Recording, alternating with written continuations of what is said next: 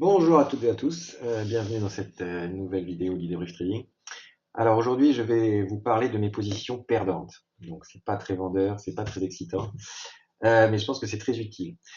C'est trois valeurs que j'ai achetées assez récemment et qui affichent déjà des pertes potentielles ou actuelles supérieures à 10%. Donc dans ces cas-là, il faut se poser la question de savoir ce qu'on fait. Donc dans cette vidéo, je vous présente trois valeurs: Capgemini, Ipsos et Sodexo. Ces trois valeurs qui ont la particularité d'être toutes les trois françaises et d'être toutes les trois avec un profil plutôt value, c'est-à-dire avec des valorisations qui sont assez basses par rapport notamment à leur propre historique, même si ici je ne vais pas vous présenter les données financières. Et donc je décide de mettre des stops pour me séparer de ces positions. Plus globalement, l'idée de la vidéo, c'est de un petit peu montrer comment moi je protège, j'essaie de protéger mon capital. C'est pour ça que je fais aussi une digression dans la vidéo sur d'éventuelles stratégies de short, des stratégies de vendeuses sur du court terme. Et d'ailleurs, si le sujet des stratégies vendeuses vous intéresse, faites-le savoir en commentaire et puis il faudra que je dédie une vidéo sur le sujet. Il y a pas mal de choses à dire sur aussi les risques associés, les différents produits qu'on peut trouver, etc. Allez, c'est parti pour les trois valeurs en moins-value. Capgemini d'abord. Capgemini, donc je suis rentré la semaine dernière à un prix de 131,62 €. Donc c'est la barre violette que vous voyez, ça c'est mon prix d'entrée. Je suis rentré sur cassure ici, ouverture en gap haussier le 28 octobre, ça a retracé, ça a fermé le gap, ce qui n'était pas en soi une bonne nouvelle, mais comme je trouvais que cette valeur avait un potentiel intéressant, j'ai quand même acheté. En comptant que ça rebondisse et que ça vienne chercher le premier objectif ici. Ça n'a pas été le cas, on a consolidé horizontalement autour de ce niveau. Et donc, ce mardi, ce matin, ça a ouvert en baisse et ça continue de baisser. Donc, actuellement, la baisse n'est pas énorme, elle est de l'ordre de 3-4% par rapport au prix de revient. Mais comme je crains une poursuite de la baisse possible, étant donné que ce signal de cassure a été invalidé, j'ai décidé donc de mettre des stops sur cette position.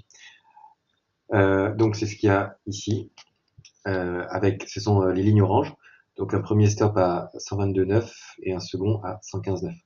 Donc en général, je sors jamais tout d'un coup parce que j'estime que un stop peut être atteint et l'autre non, et donc j'ai toujours la moitié de ma position sur le marché.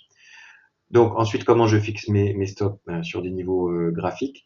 Alors je les fixe assez larges, c'est-à-dire que là, j'aurais pu éventuellement me dire que ici, en dessous de ce niveau, on pouvait couper la position.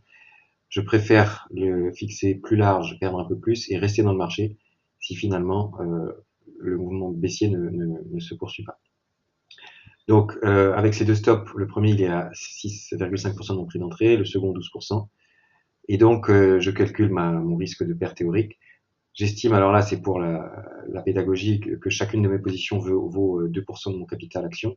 Alors c'est plus ou moins vrai, c'est-à-dire que je suis assez diversifié. Maintenant, certaines ça va être 1%, certaines valeurs ça va être 3-4%. Donc disons qu'en moyenne c'est 2%. Et donc avec cette perte moyenne de 9,25, je risque 0,18% de perte sur mon capital action global. La deuxième valeur c'est Ipsos. Donc pareil, je suis rentré assez récemment. J'étais rentré ici après ce rebond. Et j'avais joué aussi donc ce pullback et cette nouvelle cassure qui a été retenue par le dernier plus haut ici. Et on est reparti à la baisse. Bon, ici je parle pas de données fondamentales, mais en fait ces trois valeurs sont très saines au niveau de leur gestion financière et avec des niveaux de valorisation qui sont vraiment très bas. Donc c'est pour ça que je suis rentré sur ces trois valeurs, sachant que chacune d'entre elles n'avait pas encore donné de signal aussi. Donc c'était un petit peu un pari, un peu spéculatif, non pas par rapport au valo, mais par rapport à la configuration graphique. Donc poursuite de la baisse, et là malheureusement comme je vois pas de gros supports à long terme, ou alors il faut les chercher très loin, je me dis que la probabilité pour que la baisse se poursuive est quand même assez forte, et donc je vais couper avec cette fois des pertes, enfin, je mets des stop loss, on verra s'ils sont atteints, avec potentiellement des pertes un peu plus élevées.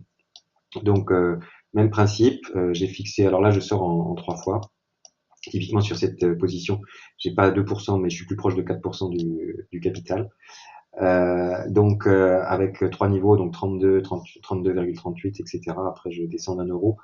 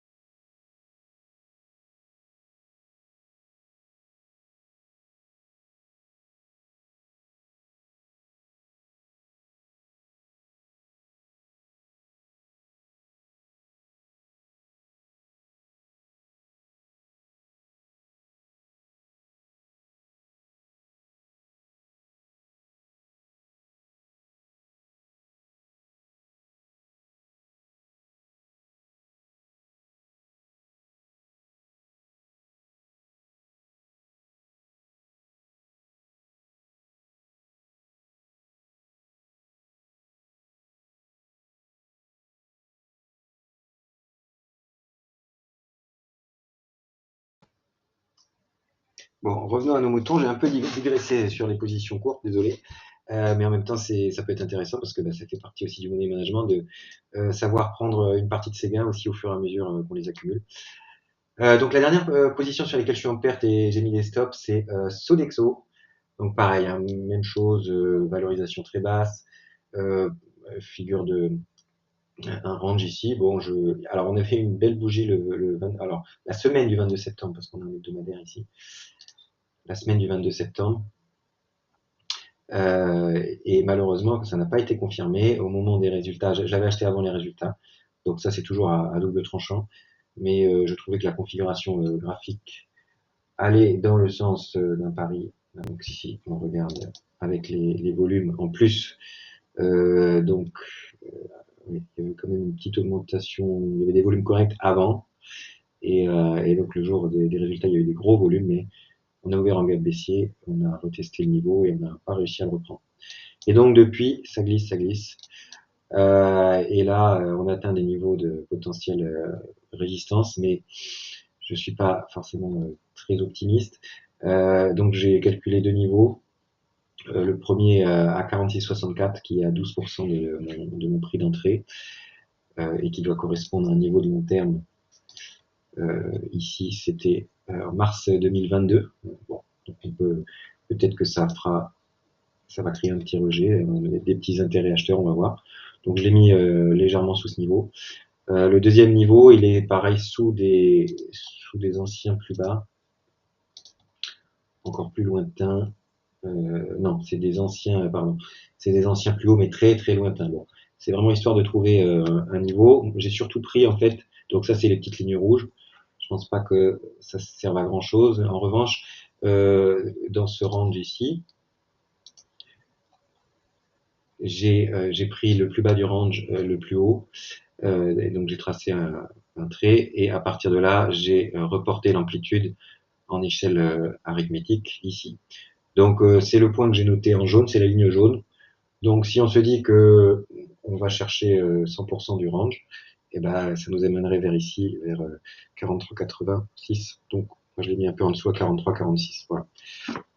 Bon, c'est pas perdu pour l'instant, mais mais là on est vraiment pas loin du premier stop. Maintenant, bah, faut voir ce que ça va donner aussi aujourd'hui à la clôture et demain. C'est pas encore perdu, mais donc globalement pareil, des pertes quand même. Alors assez importantes, tout est relatif. Moi, quand je rentre sur des trades comme ça, j'ai une vision à quelques semaines, quelques mois, et surtout il y a pas mal de potentiel en cas de rebond. Donc là, on est sur des pertes moyennes de 15%. Ce genre d'action, en général, je vise beaucoup plus en gain, au minimum le double. De toute façon, je vise toujours au moins le double en gain que la perte que j'accepte. Et donc ici sur Sodexo, typiquement au prix d'entrée, il y avait un premier objectif ici à 17%, donc ça c'est on va dire équivalent au prix à l'amplitude de la perte que j'accepte. Et ensuite les objectifs suivants, ils étaient déjà plus élevés quoi. 43, 46%, bon même 40 c'est pas mal. Et là encore, on peut aussi couper une partie de la position, tenir le solde avec en resserrant les stops. Et si jamais ça casse, on va plus haut, etc. Donc l'idée, principalement dans ces vidéos, c'est de vous montrer des trades à faire en suivi de tendance. Et éventuellement, donc comme j'ai fait une digression avant, des opportunités plus de court terme. Voilà, c'est tout pour cette vidéo. À bientôt.